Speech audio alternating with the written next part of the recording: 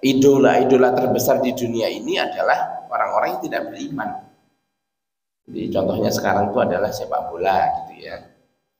Nah, sepak bola itu dipenuhi oleh para bintang kan gitu. Bintang-bintangnya kebanyakannya bukan orang yang beriman. Artisnya adalah orang-orang yang tidak beriman. Apalagi anak zaman sekarang tuh paling suka. Zaman dulu, kita dulu tidak ada ya Bapak ya, yang namanya Korean pop ya, K-pop. Kemudian malahan saking sukanya mereka dengan dunia hiburan, anak-anak kita bisa punya idola yang berasal dari para dewa-dewa. Bapak-bapak tahu kan yang disebut dengan superhero. Superhero itu para dewa itu, para tuhan-tuhan dalam mitologi Eropa, kayak Thor. Thor itu dewa itu. Jadi dewa itu kan berarti sesembahannya. Zeus, Hercules, itu para dewa ya, para sesembahan. Kemudian Aquaman itu dewa itu, anak dari dewa penguasa lautan. Bismillahirrahmanirrahim. Assalamualaikum warahmatullahi wabarakatuh. Innal hamdalillah nahmaduhu wa nasta'inuhu wa nastaghfiruhu wa nastahdihi wa natubu ilaihi wa na'udzu bihi min kulli shururi anfusina wa min sayyiati a'malina. Man yahdihillahu fala mudilla lahu wa man yudlilhu fala hadiya lahu. Asyhadu an la ilaha illallah wahdahu la syarika lahu wa asyhadu anna Muhammadan abduhu wa rasuluhu la nabiyya ba'dah. Amma ba'du. Al-Mukarramun, para asatidz dan seluruh jamaah yang dimuliakan Allah Subhanahu wa taala.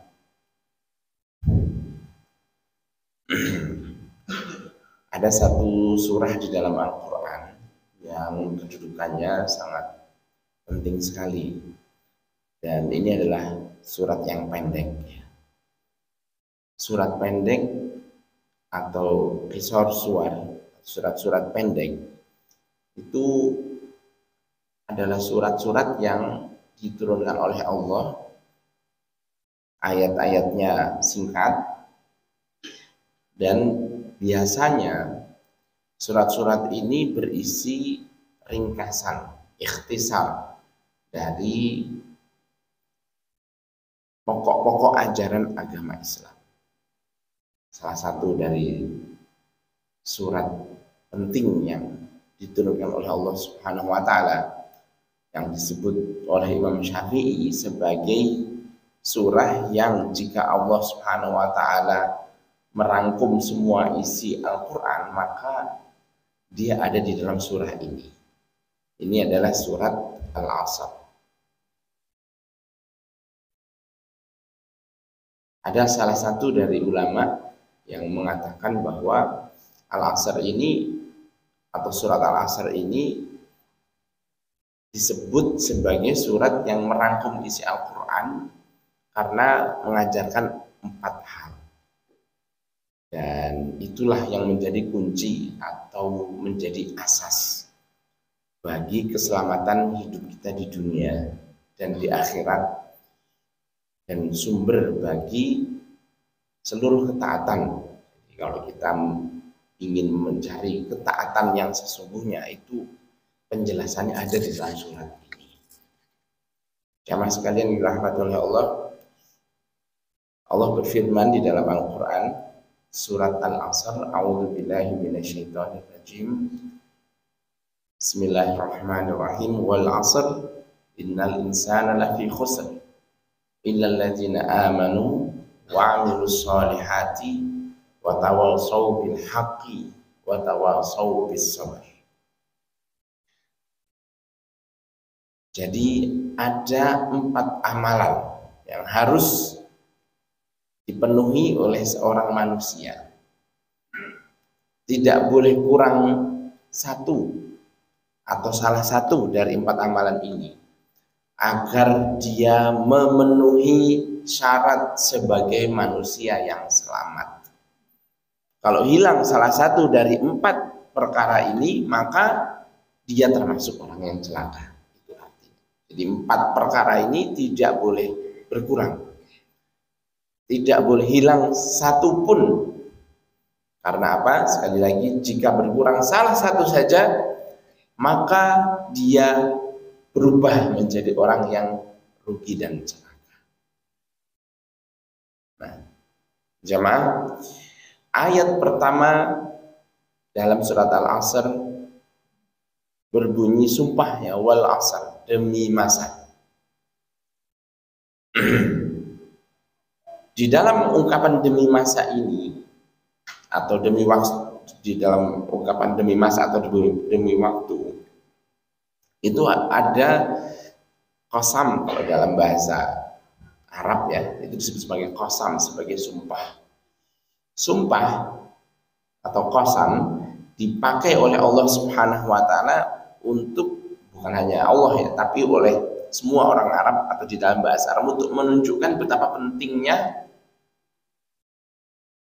sesuatu yang dipakai untuk bersumpah itu. Nah, di sini Allah Subhanahu wa taala bersumpah dengan waktu, yang artinya waktu itu sangat penting. Dan menariknya jamaah sekalian, karena pentingnya waktu, Allah Subhanahu wa taala menyebut semua waktu di dalam satu malam, dalam satu hari semalam, ke dalam Al-Qur'an.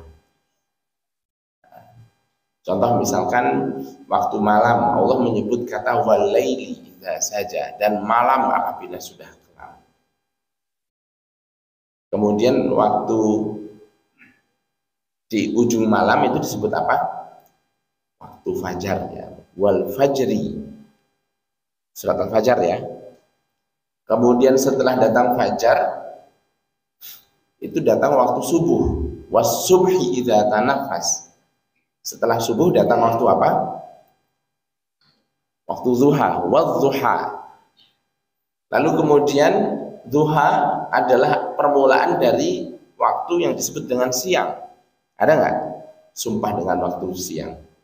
Wan nahari idza tajalla. Dan di dalam ayat ini surat Al-Asr, waktu apa yang dipilih oleh Allah? Waktu asar, waktu sore. Wal asri. Wal asr itu kan demi waktu asar. Sebenarnya arti asalnya adalah demi waktu asar. Jadi Allah menyebut apa? Demi waktu asar, demi waktu malam, demi waktu fajar, demi waktu subuh, demi waktu zuha, dan demi waktu siang. Semua Allah Subhanahu wa taala sebut, karena tidak ada waktu yang tidak penting. Seluruh waktu adalah kesempatan. Seluruh waktu tidak bisa kembali. Seluruh waktu adalah amalan soleh. Seluruh waktu adalah pertanggungjawaban. Dimintai pertanggungjawabannya di sisi Allah. Ya. Jadi ada hadis Rasulullah SAW yang mengatakan iltanim khamsan qabla khamsin.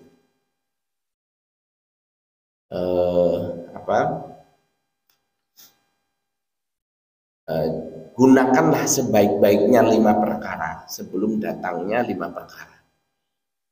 Salah satunya adalah gunakanlah masa muda sebelum masa tua, masa luang sebelum masa sempit. Dan Rasulullah juga bersabda, ni'matani mahbubatani nasya'anhuma katsirun minan nas, as-sihhatu wal faragh, kata Rasulullah. Ada 2 kenikmatan yang paling dilupakan oleh manusia, yaitu kenikmatan kesehatan dan kenikmatan waktu kosong, waktu luang. Dengan kata orang biasanya jamaah sekalian, ketika masih muda, waktu banyak, tapi duit tidak ada. Ketika sudah menikah, duit banyak, waktu yang tidak ada. Ketika sudah tua, duit banyak, kesehatan yang tidak ada, kan gitu. Mau sholat malam udah susah ya, mau beramal, mau membaca Quran,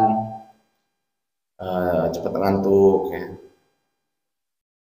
ingin ngapal Quran, gimana Pak? Susah ya, ingin menuntut ilmu. Kalau masih muda kan bisa menuntut ilmu, ada yang pergi ke Mesir, ada yang pergi ke Madinah, ada yang pergi ke, masih usia sudah tua, udah susah lagi untuk pergi jauh-jauh untuk menuntut ilmu.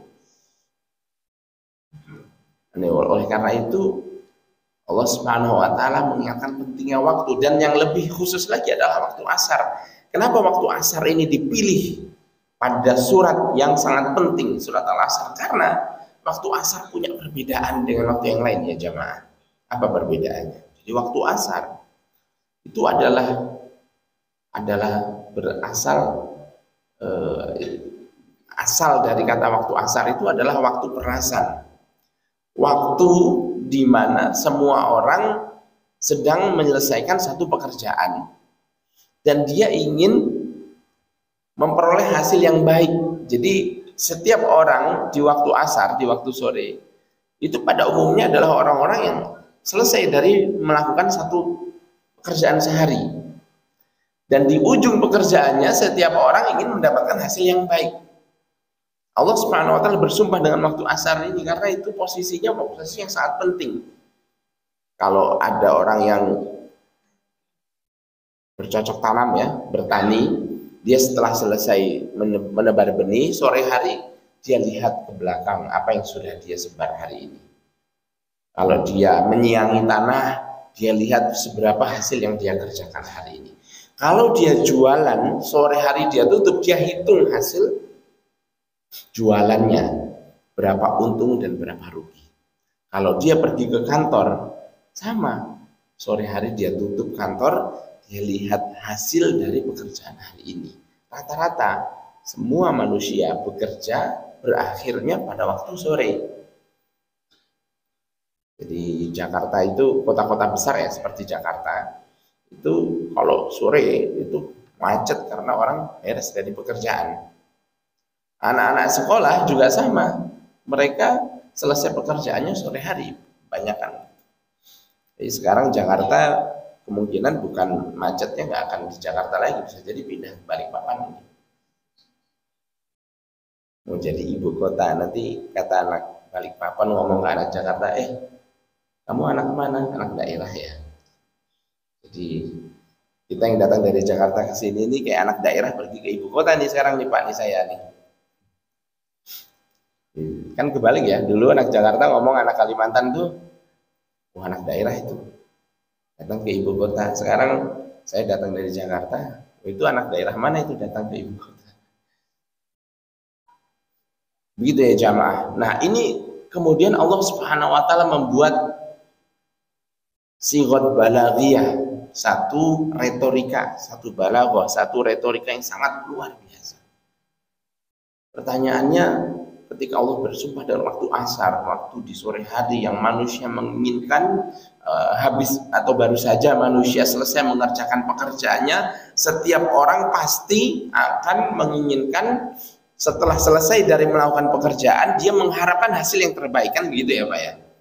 Pasti ingin hasil dari pekerjaan hari ini tuh hasilnya yang paling menguntungkan. Menguntungkan itu kata kuncinya.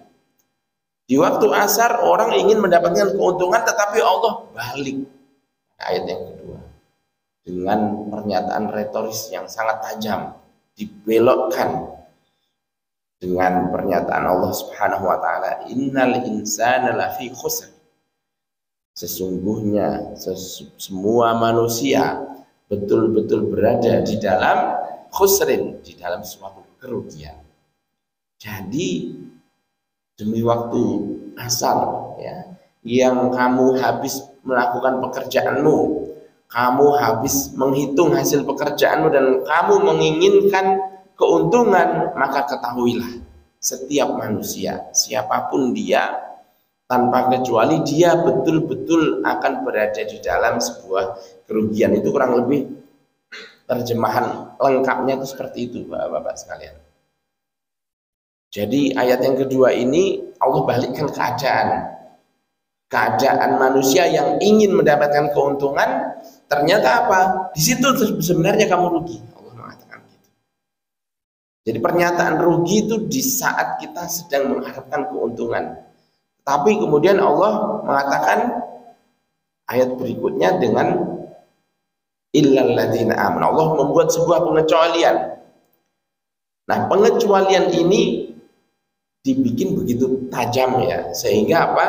Sehingga kalau kamu tidak memenuhi apa yang aku sebutkan, seolah-olah ya, yang disebutkan di dalam surat ini, 4 perkara ini, maka kamu betul-betul berada di dalam kerugian. Nah, maka jika kita ingin mendapatkan keuntungan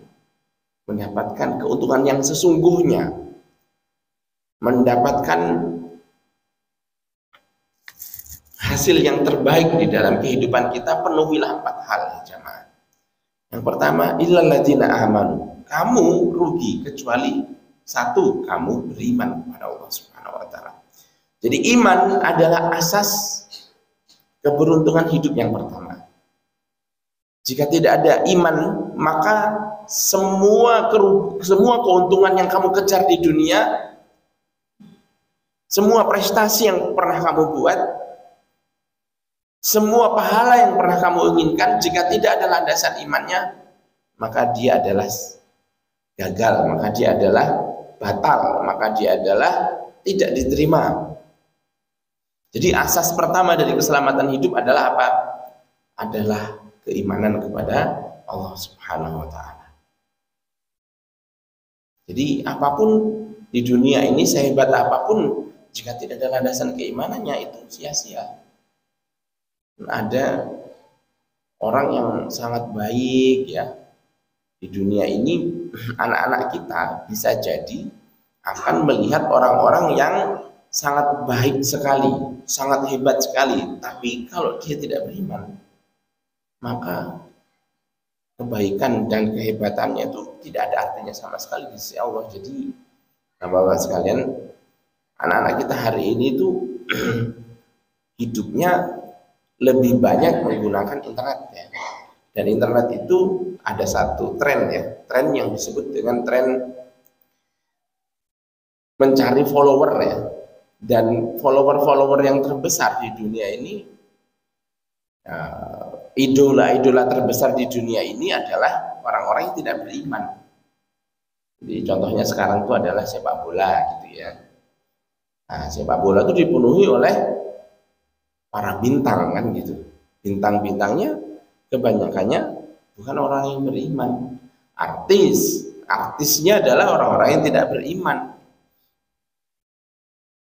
Apalagi anak zaman sekarang tuh paling suka, zaman dulu, kita dulu tidak ada ya Bapak ya, yang namanya Korean pop ya, K-pop. Kemudian malahan saking sukanya mereka dengan dunia hiburan, anak-anak kita bisa punya idola yang berasal dari para dewa-dewa. Bapak-bapak tahu kan yang disebut dengan superhero. Superhero itu para dewa itu, para tuhan-tuhan dalam mitologi Eropa, kayak Thor. Thor itu dewa itu. Jadi dewa itu kan berarti sesembahannya. Zeus, Hercules, itu para dewa ya, para sesembahan. Dan kalau kita melihat kisahnya Thor, itu dewa. Kemudian Aquaman itu dewa itu, anak dari dewa penguasa lautan. Itu semuanya ada filmnya. Nah, jadi mereka malah bisa jadi memiliki idola-idola, menjadi penggemar dari bukan hanya orang yang tidak beriman ya, kayak Korean pop ya, tapi mereka malah bisa menjadi penggemar dari sesuatu yang fiktif gitu. Dan bahkan dewa-dewa ini kan kalau mereka belajar nilai, belajar akhlak apa yang akan mereka ambil? Sedangkan di sisi Allah Subhanahu wa taala, orang yang beramal bukan amal soleh ya, orang yang beramal membuat kebaikan sehebat apapun gugur kalau tidak ada landasan imannya. Nah, ini suatu hal yang sangat penting ditanamkan buat anak kita, karena ini akan mengalami krisis ya, krisis nilai, krisis akidah, krisis keyakinan. Karena anak-anak kita akan belajar tentang orang-orang yang hebat, menjadi penolong, menjadi superhero. Jadi bukan hanya pahlawan, tapi pahlawan super. Tetapi mereka itu orang-orang tidak beriman kepada Allah. Kehidupannya kehidupan yang sangat rusak sekali. Dunia ini dijaga oleh para superhero gitu ya. Nah, maka anak-anak kita jangan sampai berlebihan ya. Kalau dia nonton hanya sebagai sebuah kegemaran, dia harus tahu ini bukan Islam. Apa ya, orang Islam itu itulah yang selamat, yang tidak Islam itu tidak selamat. Itu harus ada keyakinan seperti itu pada anak-anak kita, Pak, ditanamkan ya. Karena dunia media ini luar biasa. Jangan sampai anak melihat, wah dia kan tidak Islam tapi kok dia baik gitu. Dia tidak Islam tapi kok dia menolong orang. Dia tidak Islam tapi kok dia nyumbang gitu ya. Dia tidak Islam tetapi kok dia banyak pengikutnya. Jadi dia menilai orang-orang yang baik, orang-orang yang bagus itu dari tren, dari banyaknya pengikut. Bukan dari keimanannya kepada Allah Subhanahu wa taala. Padahal di sisi Allah semuanya akan musnah, semuanya akan sirna. Inna dina indallahil Islam. Hanya agama Islam diterima di sisi Allah. Wa man yabtaghi ghairal islami dinan fala yuqbala minhu wa huwa fil akhirati minal khasirin. Barang siapa yang mencari agama selain Islam, nggak akan diterima. Amalannya nggak akan diterima. Dan di hari kiamat nanti dia akan termasuk golongan yang merugi. Jadi Islam itu adalah batas garis terakhir. Ya, batas garis terakhir bagi seseorang untuk diterima amalannya. Sedangkan hari ini peradaban dunia bukan peradaban yang beriman kepada Allah Subhanahu wa taala. Bukan diatur, bukan ditata oleh peradaban orang yang beriman kepada Allah. Sebagai contoh, misalkan 2 hari yang lalu bapak-bapak sekalian ya, datang utusan PBB ke Indonesia untuk memastikan agar Indonesia menjalankan salah satu dari program penting PBB yang harus dijalankan oleh semua anggota PBB. Apa itu? Program LGBT, kesetaraan gender. Jadi dunia, termasuk dunia Islam, termasuk Indonesia harus mengakui hak yang disebut dengan hak LGBT itu harus diberikan hak yang sama dengan siapapun. Dan hari ini ya, semua negara-negara Eropa, Asia belum ada ya. Semua negara-negara Eropa itu sudah sepakat untuk mengakui pernikahan sesama jenis. Pernikahan sesama jenis itu. Dan ini bahaya sekali Bapak-bapak sekalian. Sekarang Disney tahu ya. Disney itu yang bikin film-film Donald zaman kita dulu ya, Mickey, Donald Bebek ya. Dan dia bikin film. Nah, film-film Disney hari ini itu diarahkan untuk menjadi film LGBT. Jadi di Harry Potter ya, gurunya Harry Potter Profesor Dumbledore itu ternyata gay. Film Frozen itu ternyata lesbi. Nah, ada film-film terbaru itu yang dibuat oleh Disney, ternyata dia tokoh-tokohnya adalah gay gitu. Nah, jadi ini sekarang harus menjadi program semua negara. Nah, sekarang Allah Subhanahu wa taala mengatakan illal ladzina amanu, kecuali orang yang beriman dengan ajaran-ajaran Allah. Ya udah pasti kalau keimanan ini hilang, celakalah kita. Celaka itu. Ya, ini Qatar luar biasa nih. Saya salah satu hal yang membuat bangga di Piala Dunia hari ini. Qatar tuh mengajarkan kepada kita nggak harus ikut dengan aturan Barat. Aturan Barat itu bukan aturan universal yang harus diterapkan oleh semua negara. Kalau dia salah, kita harus katakan nggak boleh. Jadi Qatar melarang LGBT, perzinahan, khamr. 3 hal yang selalu ada dan dicari di setiap Piala Dunia itu betul-betul strict dilarang oleh Qatar. Siapa yang menggunakan simbol-simbol itu, meskipun itu negara yang sangat kuat ya, seperti Jerman gitu dan yang lain itu diusir, nggak tanggung-tanggung, diusir dari negaranya, nggak boleh masuk. Nah, umat Islam harus seperti itu.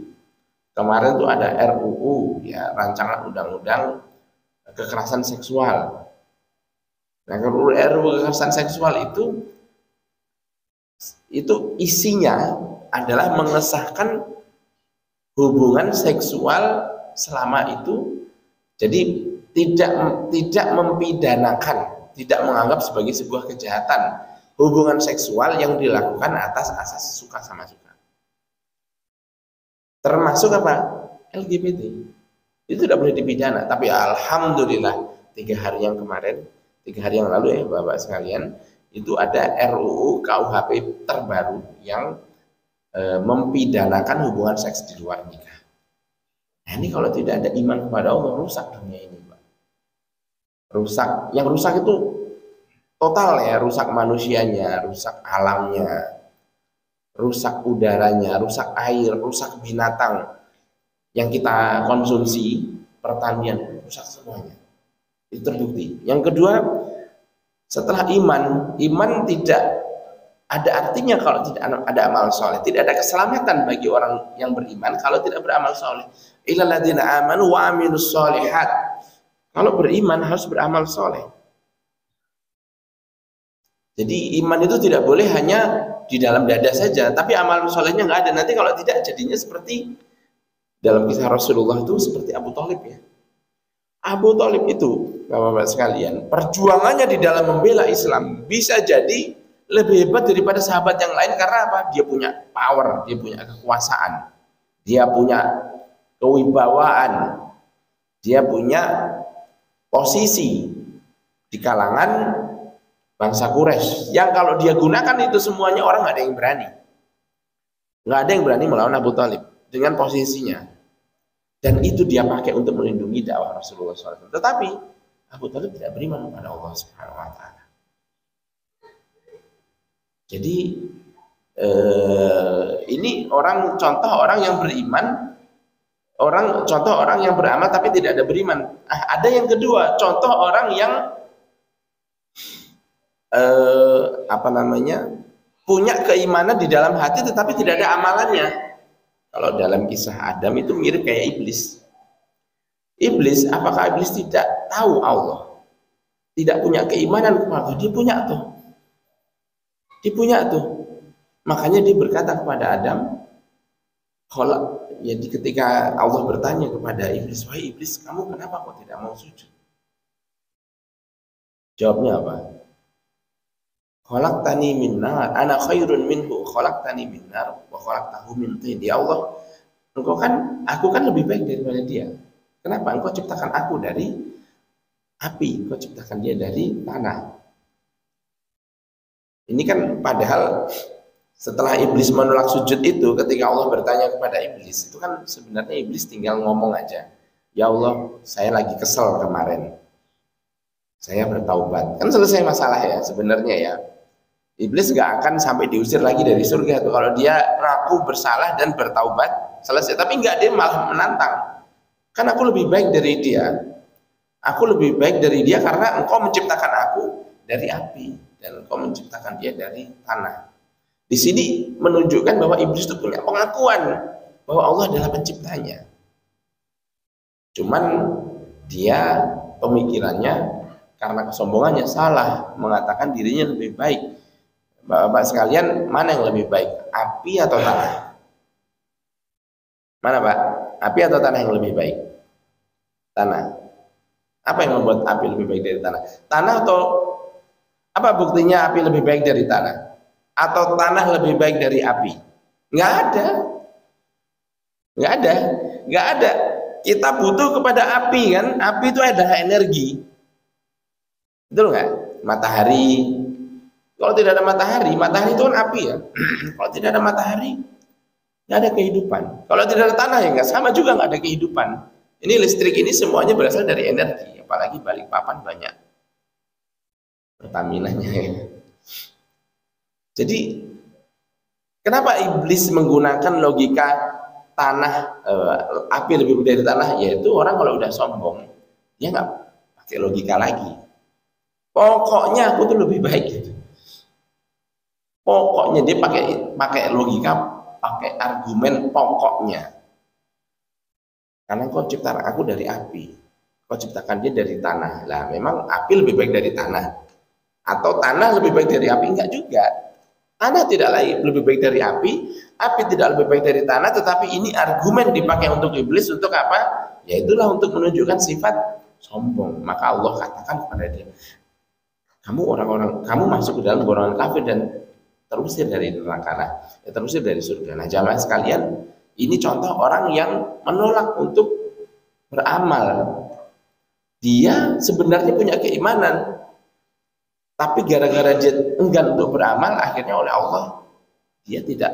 Jadi dia cuma tinggal sujud aja padahal. Nah, sama juga kita jamaah sekalian. Allah Subhanahu wa taala membagi amalan manusia menjadi 5 ya. Apa saja jamaah? Amalan yang haram, amalan yang wajib, amalan yang sunnah, amalan yang makruh dan mubah. Amalan yang haram. Jadi hidup kita ini, kalau kita ingin memahami 5 amalan tadi ya, itu kayak gini ya jemaah sekalian. Allah Subhanahu wa taala menciptakan kita dan membekali kepada kita sebuah fasilitas kehidupan semuanya tanpa kita memintanya. Allah bikin kehidupan kita begitu sempurnanya. Allah Subhanahu wa taala menantang kita semuanya untuk mencari kelemahan, mencari kesalahan di dalam penciptaan Allah itu nggak akan ketemu. Semua ciptaan Allah itu sempurna. Dan Allah berikan kita ini semuanya tanpa harus kita bayar. Gratis tuh. Tetapi Allah Subhanahu wa taala menuntut kepada kita ya untuk menjalankan atau memahami 5 prinsip di dalam amalan. Yang pertama, jauhilah yang haram. Jangan kamu mengerjakan yang haram, itu prinsip pertama. Apa yang dilarang oleh Allah jangan kamu lakukan. Itu tugas kamu yang pertama. Karena apa? Karena kita tuh di dunia ini ibarat orang yang masuk ke dalam rumah warteg gitu ya. Jamaah ya, warteg ya. Warteg ini kalau kita masuk dan kita makan, apalagi makannya banyak, apalagi kita ambil menu yang mahal atau yang paling mahal. Orang yang mengerjakan pekerjaan haram itu ibarat orang yang makan habis itu dia kabur. Pantas nggak kalau Allah kemudian menghukumnya? Ya pantas dong. Kamu kan sudah dikasih kenikmatan, dikasih semua fasilitas, dikasih kesehatan, dikasih usia, dikasih rezeki, ya kan? Diturunkan kepadamu kitab, diutus kepadamu rasul, diberikan kepadamu hidayah, ditunjukkan kepada kamu kebenaran, tapi kamu bukannya mengikuti kebenaran, kamu malah menantang. Pantas nggak Allah menghukum? Ya pantaslah. Itu ibarat kita sudah diberikan kenikmatan ini, lalu kemudian kita malah menantang Allah Subhanahu wa taala. Ibarat kita masuk ke dalam rumah makan, kita nggak mau bayar. Nah, itu yang pertama, jangan mengerjakan yang haram. Yang kedua adalah yang menjadi perintah wajib, kerjakanlah. Jadi perintah wajib kerjakanlah. Nah, itu prinsip yang kedua. Jadi amal soleh itu prinsipnya jauhi yang haram, kerjakan yang wajib. Nah, mengerjakan yang wajib itu ibarat kita masuk ke dalam warteg tadi, kita makan, habis itu kita bayar. Jamaah, kalau kita masuk ke dalam rumah makan dan kita makan, lalu kemudian kita membayar sesuai dengan menu, apakah kita memiliki sebuah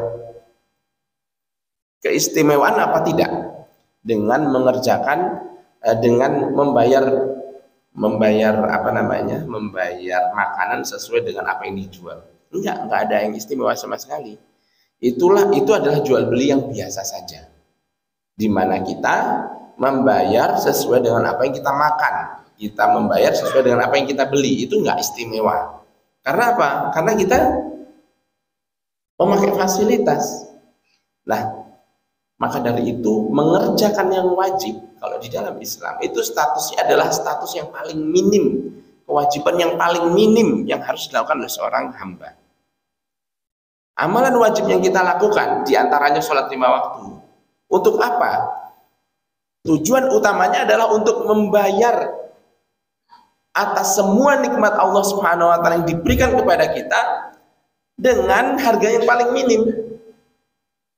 Ini sholat kita ini adalah ganti dari semua kenikmatan yang Allah berikan. Ya, apalagi kalau dihitung dengan kenikmatan Allah, sebenarnya kewajiban-kewajiban yang kita lakukan tuh nggak ada nilainya apa-apanya dibandingkan dengan apa kenikmatan yang sudah diberikan oleh Allah, itu sangat minim sekali. Tapi yang seperti ini, yang minim ini pun jangan sampai kamu tinggalkan. Nah, itu dia jamaah sekalian. Ya, kalau kita mengerjakan yang haram itu ibarat kita beli barang nggak mau bayar. Kalau kita mengerjakan yang wajib, ibarat kita membeli barang atau makan makanan yang ada di sebuah rumah makan, tapi kita membayar dengan harga yang sama seperti yang tertera di menu. Nah, oleh karena itu amalan soleh yang sesungguhnya itu bukan amalan yang wajib saja. Kalau wajib saja itu minim banget. Itu amalan wajib itu, oleh karena itu oleh para ulama mengatakan ini filosofi amalan wajib ya jamaah ya. Amalan wajib itu tidak mengharuskan pelakunya mendapatkan pahala. Jadi kita kalau mengerjakan perbuatan yang wajib ya jamaah, itu tuh belum tentu memberikan pahala kepada kita. Kenapa? Karena itu hanya kita kayak impas gitu ya. Kita pakai, habis itu kita harus bayar ya, begitu saja sudah. Karena kalau kita tidak mengerjakan yang wajib, Allah akan azab kita. Jadi yang kalau kita mengerjakan yang wajib itu minimalnya kita akan selamat dari azab. Jadi kalau orang itu tidak puasa Ramadan, apa yang terjadi kepada dia? Diazab oleh Allah. Karena puasa Ramadan itu hukumnya wajib, tidak sholat 5 waktu. Dia akan diazab oleh Allah. Nah, kalau dia puasa Ramadan, kalau dia sholat 5 waktu, minimal Allah tidak punya alasan untuk mengadab dia, itu aja. Jadi amalan wajib itu minimnya menyelamatkan kita dari adab. Kita nggak sampai diadab. Tapi jangan tanya keutamaan yang kita dapatkan, kelebihan prestasi di sisi Allah dengan menggunakan atau dengan berdasarkan amalan wajib. Nggak ada keistimewaannya amalan wajib mah. Nah, kapan keistimewaan, kapan keutamaan, kapan fadilah itu dimulai. Nah, dimulai kalau kita mengerjakan amalan yang ketiga, amalan yang sunnah. Sunnah itulah baru yang namanya ada pahala. Kalau kita mengerjakan sholat wajibnya di awal waktu, nah itu dapat pahala itu. Kenapa? Karena boleh di awal, boleh di tengah, boleh di akhir kan? Kalau dilakukannya di masjid, nah itu dapat lagi pahala. Kalau dilakukannya berjamaah, nah dapat lagi pahala 27 rakaat. Kalau dilakukannya tidak masbuk, nah itu dapat pahala lagi. Kalau dilakukannya diawali dengan tahiyatul masjid, ya, kemudian berdirinya panjang, lalu ditutup dengan diakhiri dengan doa-doa, ya doa-doa maksurat, lalu kemudian ditutup lagi dengan ba'diyah. Wah, itu semakin banyak nih. Jadi amalan wajibnya adalah sholat subuh, tetapi di awal waktu berjamaah di masjid, takbir setelah imam ya, kemudian ada qobliyah, lalu kemudian ada maksurat sesudahnya, itu semuanya menjadikan amalan-amalan wajib tadi bernilai tinggi di hadapan Allah Subhanahu. Nah, dari situlah bermula apa? Bermula keutamaan kita. Amal soleh kita yang sesungguhnya itu dihitung oleh Allah Subhanahu wa taala setelah yang wajib dilakukan, lalu kemudian kita sempurnakan dengan yang sunnah ya jamaah. Nah, sunnah ini ada 3 jamaah, jangan sampai lupa ya. Jangan sampai lupa. Yang pertama, sunnah yang melekat pada yang wajib. Nah, yang kita lakukan sekarang nih. Amalan sunnah yang melekat pada wajib. Sholat jamaah itu sholat 5 waktu hukumnya wajib, tetapi berjamaahnya menjadi sunnah, dan jamaahnya itu melekat kepada amalan yang wajib ya. Membayar hutang hukumnya apa? Wajib. Sunnahnya apa? Jadi kalau kita membayar hutang, kita nggak punya pahala kalau hanya membayar hutang saja. Bagaimana membayar hutang yang membuat kita punya pahala? Gimana jemaah? Membayar hutang sebelum jatuh tempo, sebelum ditagih. Dan bahkan kalau bisa sebelum yang punya piutangnya itu ingat kalau dia punya piutang kepada kita. Jadi dia sampai lupa. Oh, kamu ada hutang ya? Itu lebih keren lagi tuh. Dan di dalam hadis Rasulullah SAW itu disunnahkan ketika kita membayar hutang, kita iringi dengan ihsan, dengan qada'ul ihsan, dengan kebaikan. Kita memberikan kebaikan kepada si pemilik hutang. Ya. Kalau kebaikan itu tidak di dalam syarat, di dalam akad, maka itu tidak jadi riba. Kalau ada di dalam akad baru terjadi riba. Nanti balikin ya, awas jangan lupa persenannya gitu. Nah kalau ada ungkapan persenan di situ, persenannya itu jadi riba. Balikin ya, jangan lupa bagi-bagi. Nah itu nggak boleh. Tapi kalau kita secara sukarela memberi, nah itu sunnah. Jadi jual beli, ya ibu-ibu tuh suka kalau di pasar jual beli, habis itu ditambahin cabai. Nah itu tuh sunnah, itu sedekah jadinya nanti. Amalan-amalan yang wajib ini akan bernilai lebih tinggi di sisi Allah kalau ada amalan yang sunnahnya. Yang kedua adalah amalan sunnah berdiri sendiri. Nah kalau sholat jamaah melekat dengan sholat wajib. Ada amalan sunnah yang tidak melekat dengan wajib. Apa contohnya? Baca Quran, sholat duha, qiyamul lail, ya, infak fi sabilillah, ya, mengantarkan makanan, sodakoh, ya. Nah, ini ada musibah di Cianjur, kirim sodakoh ke sana. Ada perjuangan saudara kita di Palestina, kirim. Nah, itu semuanya adalah amalan sunnah. Dan yang ketiga adalah amalan yang mubah yang bisa bernilai sunnah, dijadikan sebagai bernilai sunnah. Bagaimana caranya? Makan, minum, tidur, bahkan bercengkrama bermesraan dengan istri, itu bisa bernilai sunnah. Ya. Jika dilaksanakan sesuai dengan sunnah, dengan sunnah-sunnahnya dilakukan. Contoh, makan diawali dengan doa, ditutup dengan doa, kemudian disyukuri. Makannya hukumnya mubah, tetapi dengan sunnah-sunnahnya, amalan itu menjadi bernilai di sisi Allah Subhanahu wa Ta'ala. Dan itulah yang paling banyak amalan-amalan sunnah itu ditemukan dalam perkara-perkara yang mubah, kemudian kita niatkan menjadi ibadah. Jadi meniatkan amalan-amalan mubah menjadi ibadah di sisi Allah Subhanahu wa Ta'ala. Bahkan senyum pun, tabassumuka li akhika laka shadaqatun. Senyum itu kan amalan mubah, tapi bisa bernilai sedekah di sisi Allah jika diniatkan sebagai sebuah ibadah. Tabassumuka li akhika laka shadaqatun. Senyummu, keceriaan wajahmu kepada saudaramu, padahal kamu bisa saja cuek, padahal kamu bisa saja cemberut, tapi kamu memilih tersenyum, memilih bermanis muka untuk mencerahkan hubungan ukhuwah di antaramu, itu adalah sedekah. 3 ya jamaah sekalian. Dan yang paling hebat adalah kalau amalan-amalan sunnah itu bernilai jariah. Ya, letakkan Quran di masjid supaya dibaca oleh orang. Ya, taruh sendal di masjid supaya dipakai oleh jamaah untuk ke toilet. Ringan aja. Ya, nyumbang satu kotak lantai masjid.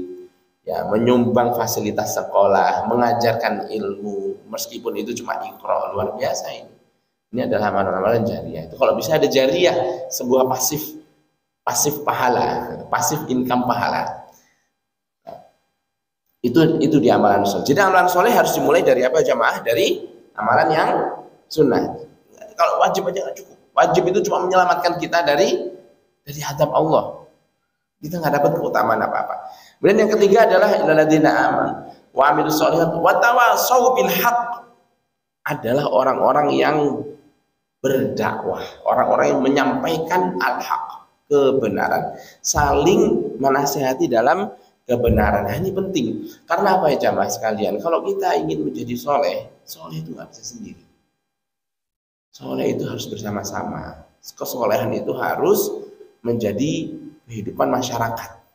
Kenapa? Kita soleh sendiri, anak kita mau sekolah, sekolahnya harus di tempat yang benar kan. Untuk tempat yang benar tuh butuh sekolah, butuh guru-guru, butuh orang tua murid yang lain, butuh sebuah kebersamaan di dalam kesolehan.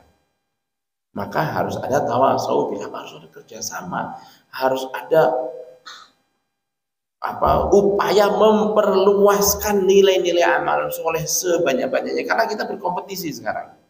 Jadi kalau zaman dulu Bapak dan Ibu, sini nggak ada ibu-ibu ya. Zaman dulu kita kalau punya anak tidak pacaran itu kita seneng. Anak saya mah temennya dia nggak pernah berteman dengan perempuan, dia nggak pernah pacaran, seneng ya. Zaman sekarang kalau anak kita nggak punya teman perempuan, itu bisa jadi tanda tanya juga Pak. Dia temannya semuanya laki-laki, jalannya sama laki-laki, ya ceritanya semuanya tentang laki-laki, itu kita nggak kalah ngerinya hari ini. Kenapa? Karena itu tadi ada LGBT. Apakah anak saya tidak suka dengan lawan jenis saya? Itu bahaya, itu tidak berkurang bahayanya dengan dia tidak berpacaran. Kalau zaman dulu di setiap kampung ada, biasa ada kayak banci waria ya Pak ya, di mana-mana ya. Tapi bedanya banci zaman dulu dengan LGBT zaman sekarang apa? Kalau zaman dulu banci itu zaman Rasulullah juga ada, tetapi itu adalah fenomena alami, di mana di dalam setiap penciptaan Allah itu ada yang menyimpang secara genetik gitu. Jadi setiap 1000 orang, setiap sekian ribu orang, nanti setiap 1000 orang yang normal ada 1 orang yang tidak bisa melihat, sekian ribu orang ada 1 orang yang tidak bisa mendengar, atau ada kelemahan. Nah itu ada kelemahan atau hal yang berbeda dari sisi seksualitas, itu bisa terjadi, tapi itu bersifat alami. Nah kalau sekarang LGBT itu bukan hal yang lumrah, bukan hal yang alami seperti itu, tapi itu adalah kampanye. Hari ini tuh ada satu agenda besar, ada dana, ada upaya untuk melegalisasi ini menjadi sebuah nilai dunia. Jadi secara global dunia ini harus mengakui itu semuanya. Kalau di barat, di Kanada, di Belanda, di Amerika, pernikahan sesama jenis, ya pernikahan antara asep dan jajang, itu dilakukannya di gereja, diberkati oleh pendeta, karena jadi aturan negara. Agama akhirnya harus turut. Nah mereka ingin Islam seperti itu. Nah sekarang kalau tidak ada upaya untuk memperluas amalan soleh, mendakwahkan kebaikan dan kebenaran, rusak. Ya.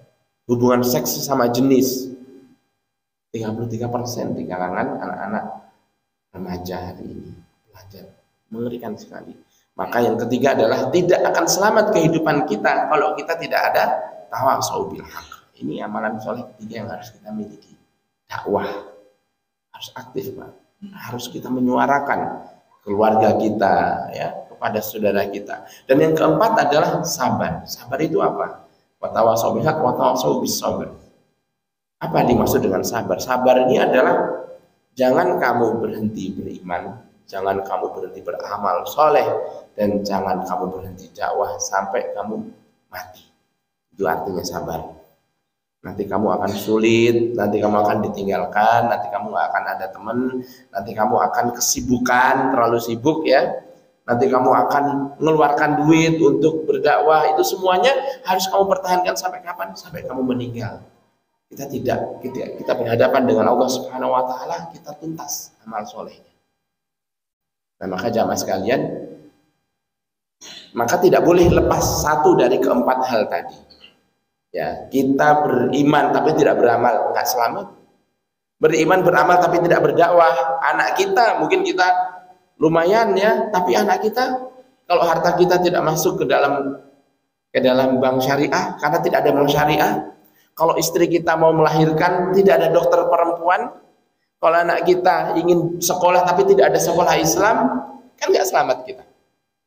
Kita ingin ke masjidnya jauh, tidak ada kajian agamanya, juga nggak selamat. Maka harus ada dakwah. Dan yang keempat, kita beriman, beramal, lalu kemudian berdakwah, tetapi ketika tua kita tinggalkan ini semuanya karena tidak sabar, nggak selamat juga. Maka harus ada kesabaran sampai kita bertemu dengan Allah Subhanahu wa taala dengan menyandang keislaman kita. Wala tamutunna illa wa antum muslimun. Jangan kamu mati kecuali dalam keadaan Islam. Jazakumullahu khairan katsiran. Semoga Allah Subhanahu wa taala memberikan faedah sebesar-besarnya dari perjumpaan kita di subuh hari ini ya jamaah. Saya memohon maaf sebesar-besarnya. Aku qouli hadza wa astaghfirullahi wa lakum. Assalamualaikum warahmatullahi wabarakatuh.